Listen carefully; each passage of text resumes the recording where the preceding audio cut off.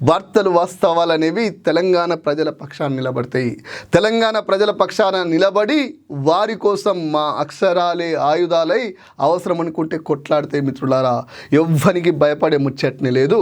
ఇది తెలంగాణ ఉద్యమం లెక్కుంటుంది, ఉద్యమంలానే చేస్తుంది, ఎవ్వరికి అనుమానం అక్కర్లేదు మిత్రులారా. ఇకపోతే ఈరోజు వార్తలు వాస్తవాలు తీసుకుంటే వెలుగు పేపరు పైన బ్యాగ్ యాడ్ వచ్చింది. రేవంత్ రెడ్డి బాధపడ్డా మనకేం బాధ లేదబ్బా.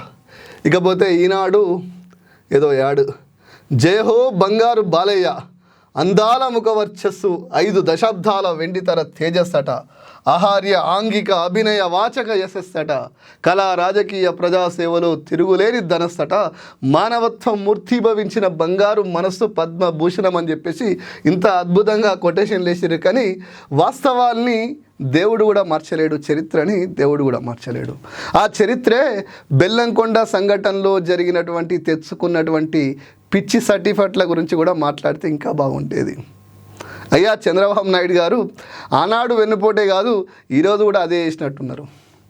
ఎన్టీఆర్కి ఇప్పించాల్సినటువంటి ఆ అవార్డో రివార్డో మీ బామ్మర్దికి ఇప్పించుకొని మళ్ళొక్కసారి ఆ పద్మభూషణం గురించి ప్రపంచానికి దాని వెనకాల ఉన్న రాజకీయ కోణాన్ని కూడా చెప్పినట్టు అయిపోయింది మిత్రులారా.